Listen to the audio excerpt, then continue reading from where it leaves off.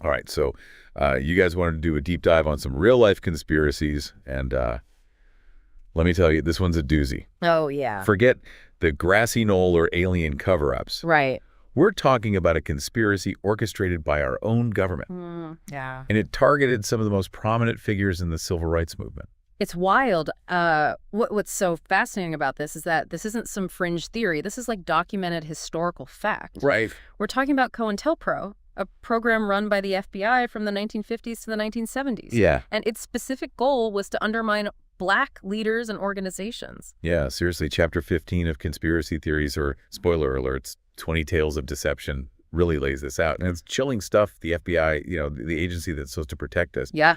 actively worked to disrupt a movement fighting for basic equality. Yeah, and the book really highlights the tactics they used: surveillance, infiltration, disinformation, Right. all designed to neutralize these individuals and organizations. Yeah. It's like something out of a spy thriller, but with real-world consequences. Okay, so let's unpack this. You mentioned surveillance. What did that look like in practice? So imagine this agent sifting through your trash, tapping your phone, even planting bugs in your home, Oh, wow. monitoring movements, intercepting communications, all without warrants. Jeez. This was the reality for many activists under COINTELPRO. So basically, Big Brother was watching their every move. Yeah, But it gets even creepier, right? You mentioned infiltration, too. exactly. Right. The FBI would plant agents within these organizations, posing as activists, Wow. gathering information and trying to sow discord from the inside. Oh, my They'd God. spread rumors, stir up conflict, try to turn people against each other. Wouldn't that create a climate of paranoia and mistrust? Oh, absolutely. It must have been incredibly difficult to operate effectively with that kind of pressure. The book talks about how this tactic created a chilling effect on the entire movement. Yeah. Imagine the constant fear of being watched, of not knowing who to trust. It's psychological warfare, plain and simple. And then there's the disinformation campaign. Yeah. What kind of tactics did the FBI use to discredit these leaders? They planted stories in the media, spread false rumors, and even sent anonymous letters. Yeah. Anything to damage reputations and turn public opinion against these individuals. The book emphasizes that this wasn't just about gathering intel. It was about actively trying to destroy their credibility. The book also calls out the FBI's particular obsession with Dr. Martin Luther King Jr.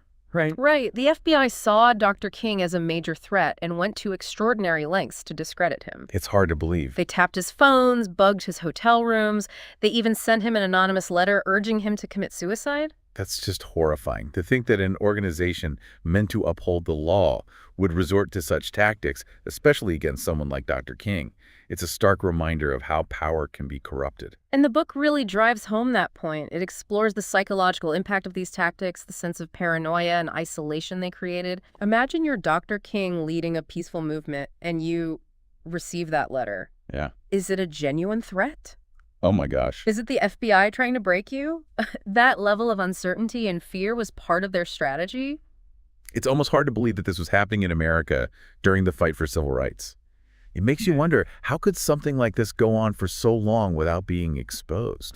Well, the FBI went to great lengths to keep COINTELPRO secret.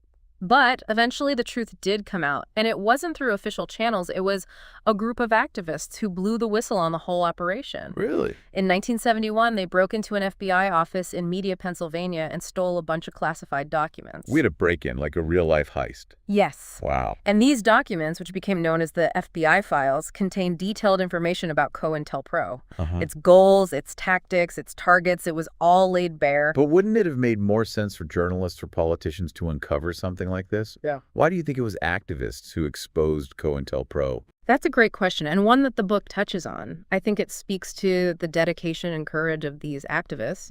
They were on the front lines, experiencing these abuses firsthand. They knew something was wrong and were willing to risk everything to expose it. So what happened when these files went public? I imagine it caused quite a stir. It caused a massive scandal. There was public outrage, of course, and it led to a series of congressional hearings investigating the FBI's actions. Okay, so the truth is, out there are hearings, public outcry. Did anyone face any serious consequences for this? You'd think so, right? But sadly, no high-ranking officials were ever held accountable for COINTELPRO.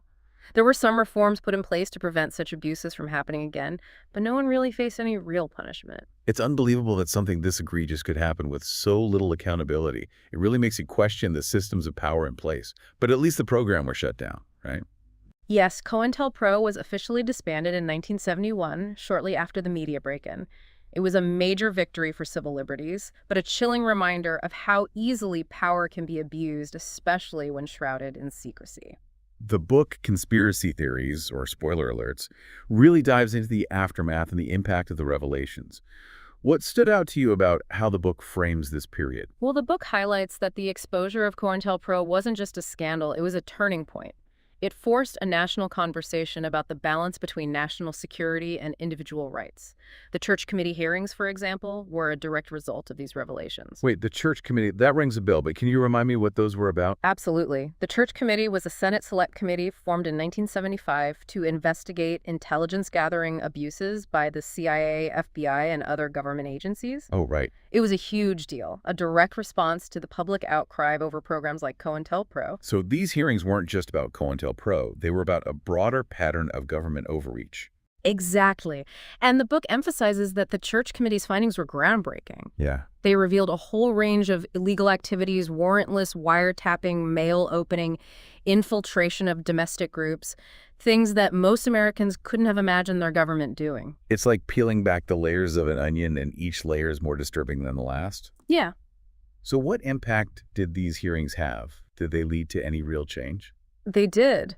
The Church Committee's work led to some significant reforms, including the creation of the Foreign Intelligence Surveillance Act, FISA, which was designed to regulate government surveillance activities. So there was at least some attempt to rein in these agencies and prevent future abuses. Right. But the book also makes it clear that the legacy of COINTELPRO and these broader revelations about government surveillance is complex. Yeah, It's a reminder that the struggle for civil liberties is an ongoing one. I can see that. We're talking about events that happened decades ago, but it feels like the issues they raise government surveillance, the balance between security and freedom, are just as relevant today. Maybe even more so with the rise of the internet and all the new ways technology can be used to monitor our lives. Absolutely. And that's where the book leaves us with some really thought-provoking questions. How do we learn from the mistakes of the past from programs like COINTELPRO to ensure that history doesn't repeat itself in the digital age? How do we balance the need for security with the right to privacy in an increasingly interconnected world? Those are heavy questions. They're not easy to answer, but they're the questions we need to be grappling with. COINTELPRO might be a relic of the past, Yeah. but the threat of government overreach is a timeless concern, especially in an era where our digital footprint can reveal so much about our lives. That's right. And it's not just about government surveillance anymore. We're also seeing growing concerns about corporate surveillance, the way our data is collected and used by tech giants. It's like we're constantly being watched both by the government and by these powerful corporations. It can feel overwhelming, right? Like Yeah. we're just one small voice against these massive institutions. What can we as individuals actually do to make a difference? Well, first and foremost, being informed is crucial. Educate yourself about the issues, understand how your data is being used, and stay aware of the threats to your privacy. Knowledge is power, and the more you know, the better equipped you are to advocate for change. Okay, so we've explored how the FBI used COINTELPRO to disrupt the civil rights movement and how its exposure sparked a national conversation about surveillance and civil liberties. But this isn't just ancient history, right? This has implications for us today, especially as technology makes surveillance even easier. Yeah, what's striking is how relevant those questions raised by COINTELPRO remain. How much power should the government have to monitor its citizens? Where's the line between security and privacy? These are issues we're still wrestling with today, and conspiracy theories or spoiler alerts really underscores that. The book argues that COINTELPRO wasn't an isolated incident, but rather a symptom of a larger problem, a tendency toward secrecy and unchecked power within intelligence agencies. Does that mean we're destined to repeat these mistakes? Not necessarily. One of the key takeaways from the book and from studying COINTELPRO is the importance of transparency and accountability. The fact that these abuses were eventually brought to light, that there were consequences, however imperfect, shows that democratic systems can self-correct. But the book also acknowledges that the fight for civil liberties is a constant battle. It suggests that the digital age presents new challenges with technology, making it easier than ever to collect and analyze vast amounts of data about individuals. Do you think we're facing a new era of surveillance? It's certainly a concern. Think about all the data we generate every day, our online activity, our location data, our financial transactions. This information can be incredibly revealing, and in the wrong hands, it can be used for all sorts of nefarious purposes. So what can we do about it? It can feel pretty helpless, like we're up against these giant faceless institutions. Do we just have to accept that privacy is a thing of the past? Not at all. I think the book offers a message of empowerment. Yes, the challenges are real, but we're not powerless. First and foremost, we need to educate ourselves. Understand how your data is being collected and used. Learn about the laws and regulations that govern surveillance and stay informed about the latest developments in privacy technology. Knowledge is power. Yeah. Right? But what about taking action? What can we do beyond just being aware of the problem? There are a lot of things you can do. Support organizations that are fighting for digital privacy and civil liberties. Contact your elected officials and let them know you care about these issues. And consider making changes in your own life. Use privacy-focused tools. Be mindful of what you share online and advocate for stronger privacy protections. It's about being proactive, about taking control of our digital lives, rather than just passively accepting whatever Big Brother or Big Tech throws at us. Exactly. The fight for privacy is a collective effort. It requires individuals, organizations, and policymakers working together to create a future where technology serves humanity rather than the other way around. Well said. We've covered a lot of ground in this deep dive, from the dark history of COINTELPRO to the challenges and opportunities of the digital age. What's the one key takeaway you hope our listener will walk away with? I think the most important lesson from COINTELPRO and from exploring these issues of surveillance and privacy is that we can't take our freedoms for granted. We need to be vigilant, informed, and engaged. We need to hold those in power accountable and demand that they respect our fundamental rights. Beautifully put. And to our listener, thank you for joining us on this journey. We hope this deep dive has given you a new perspective on these critical issues and inspired you to continue exploring them. Remember, the fight for privacy and freedom is an ongoing one, and we all have a role to play.